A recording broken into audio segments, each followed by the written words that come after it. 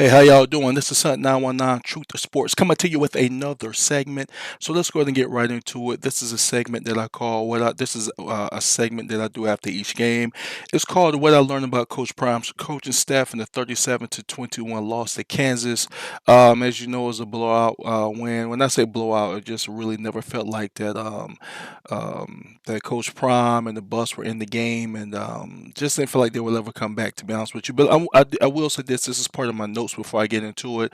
That non-holding called on Travis on the second possessions, on the second offensive possession that Colorado had, it actually stopped the touchdown. Because if you go back and look at that play, Travis had tricked the guy, pretty good on the great move, and he would have been open. There was nobody behind him. It would have been a touchdown. It would have been 7-7, and I think it would have changed the outlook of the game. Maybe it would not have, but it was a blatant hold, and it did take away 7 points. So you never know what could have came from that. Um, so let me go ahead and keep up with my little note sections. I believe that blitzing and playing some man to man would have helped control the run game a little bit better, because the quarterback only threw for 188 yards, so he was not looking to throw the ball at all. So I think if we would have forced him to throw the ball, especially with the cornerbacks that Colorado has, I think it could have had more of an impact on the game, maybe slowed up that running game a little bit. Same thing that happened to Alabama. Their quarterback does not like passing; he rather just run the ball, and that he was forced to throw the ball, and he looked terrible trying to throw the ball this past week. But just a little tidbit: Shiloh led the team with 13 tackles, which is a bad sign for that game because anytime your safety is leading you in tackling, that's going to be an issue. Of course, that means that he's getting to the second and third levels for us, the running backs are concerned. Shiloh has been getting away with a lot of missed tackles and taking a lot of bad angles for a long time. Um, and I just think, I mean, it's too late now because he's at the last two games, of his career, because they will be playing in some type of bowl game. But I think if he was on any other team, he would have been forced to start doing things correctly. But he got away with it. It is what it is. But it just shows a lot. And he also plays. He straddles the line or the fence of doing a lot of dirty plays. I just watch him throughout the game, and I just kind of wish he would stop that because he costs them penalties almost every time he plays. I just feel like the whole staff was out coached this game, and that happens sometimes. I'm not down on Colorado at all. That just happens sometimes. Sometimes the coaching staff is out of rhythm, the team is out of rhythm, and nothing's working right, and then everything is clicking for the opposing team, which happens to be Kansas in this game. Jimmy Horn was out again with a high ankle sprain, and I said a couple of weeks ago when he got hurt, he will not be coming right back from a high ankle sprain. As an ex basketball player, I know exactly what they feel like, and they can last a full season. I mean, nobody wants to get a high ankle sprain. It's just a terrible feeling, especially when you're cut, especially when you're a speed guy. It takes away everything that you can do well. So I'm wishing a good recovery from him. Hopefully, he can at least play in the bowl game, and so he'll have all summer to regroup, and hopefully, he may get a tryout with the pros or whatever because this season is basically over. Draylon is a future star. He was also a three-time All-State basketball player, which I didn't know, but he's a future star for them at the receiver position. So let's go to get into the game. The offense, which is led by Pat Shermer, who's the offensive coordinator, and then you got the offensive line coach, Phil Holtz. I'm sorry. I always take into the game, or in my mind, that Phil has limited um, input on the offense. I know Shador. He even said it himself. Shador basically calls everything, so he basically has control of the offense, which is a good thing. So it is what it is.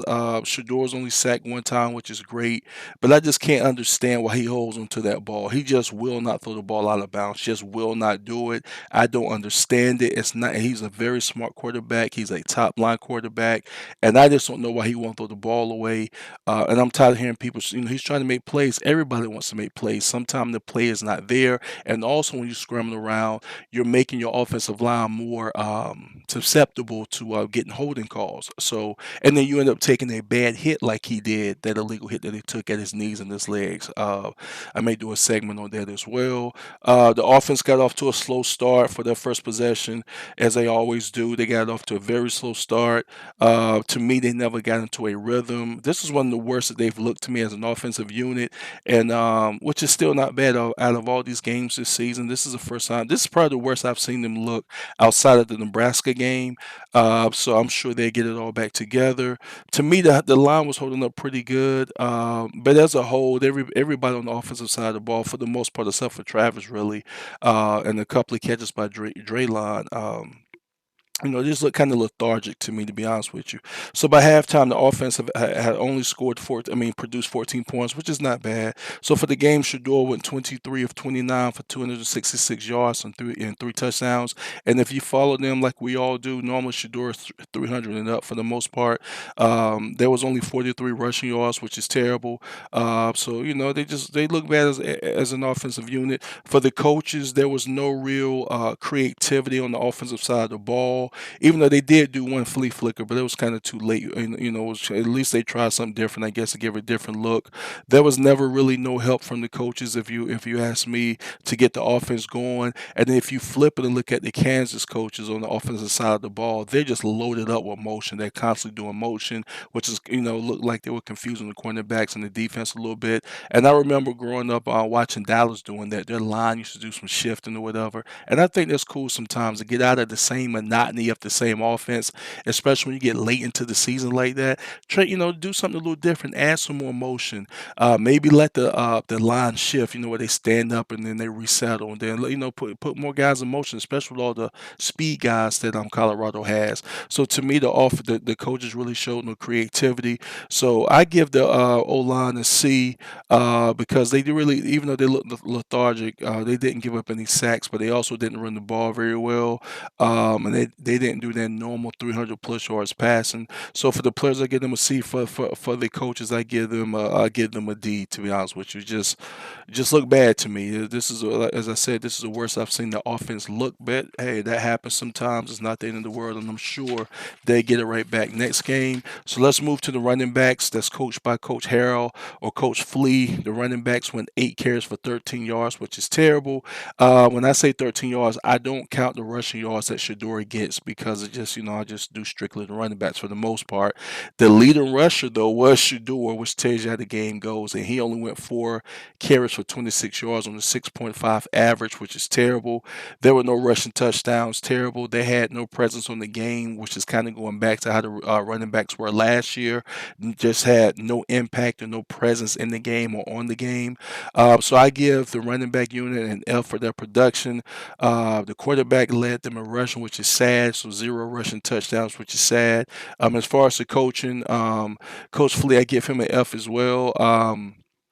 No creativity with the running backs. Nobody's throwing to them out of a wheel route, or anything to get the running backs going, getting them to the outside or whatever. You just didn't see that. It's like they gave up the game early and they gave up the run early. So let's move to the wide receivers, as led by Coach Jason Phillips.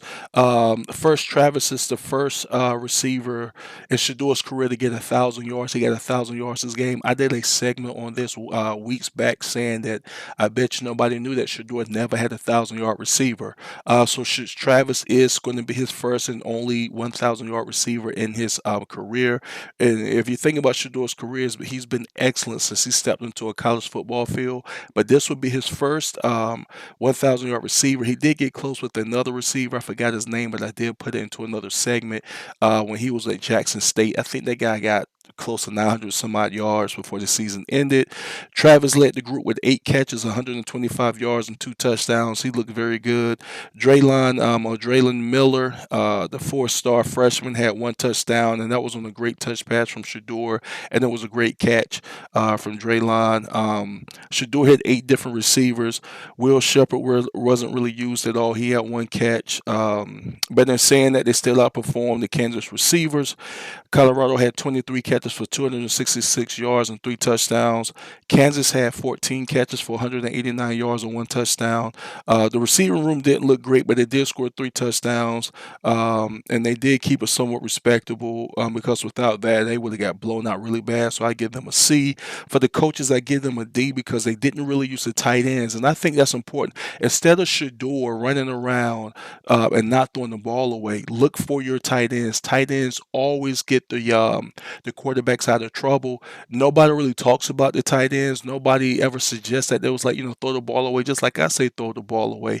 But sometimes look for your tight ends. They're normally roaming around open. You hit them on a short pass, and they can normally get you 5, 6, 7, sometimes 10 yards. But they only hit the tight end one time this game. Finally got a catch, and the tight end only has 8 catches for the year on 66 yards and 0 touchdowns. And this is normally why the tight ends and the running backs end up transferring from Colorado for things like this. They just will not use the tight ends, and I think if the coaches would have implemented the tight ends into the game, it could have made a difference. So I gave the coaches a D if I didn't say that already. So the receivers got a B, but for the coaches, I give them a D. Let's move on to the defense, coached by Coach Vincent, Coach Lewis, Coach Livingston, Coach Hart, and Coach Mathis. The defense looked terrible. It's the first time since the Nebraska game they looked that bad, even though they held Nebraska, scoreless in the second half. So really, I'm gonna say this is the worst they've looked since the first half of the Nebraska game. They look overwhelmed to me. As we all know, they could not stop the run. They could not stop the run from the running backs, and they also couldn't stop the quarterbacks because when they had everything shut down, they could not stop Kansas's quarterback from getting 10, 11, 15. He got a lot of yards as well. Shador was the leading tackler with 13 as a safety, and as I talked about before, that's normally a bad sign. B.J. Green did get a sack. It was the only sack of the game, the only sack as far as Colorado's concerned. The defense did give up 342 first half yards. There was 143 passing yards, 199 rushing yards. Kansas did average 10 yards per rush. They did not punt the ball at all. And then for the whole game, the defense ended up giving up 333 yards with 3 touchdowns and 189 yards passing with one passing touchdown.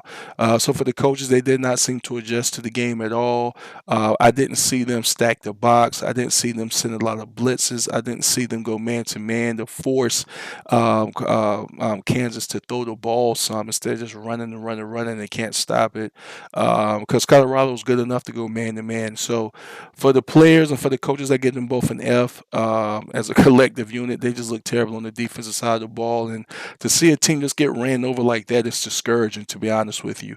The kicking game, nothing special. Number 17 did give Colorado a 43-yard punt return right after the half to get them good field position. That was about Mata didn't miss his extra points. Other than that, there's nothing to speak on when it comes to the kicking game or the special teams. So I just give them a C overall. They didn't really have an impact on the game, but they did get a good kick return for 43 yards, as I mentioned. And that's about it. Look forward to them regrouping and coming back next week. This game won't even matter to me in my mind. Everybody has a bad game. They've played well for so long. There's no need to really even go over this game too much further. It's been Hunt 919, Truth to Sports. Ride with me.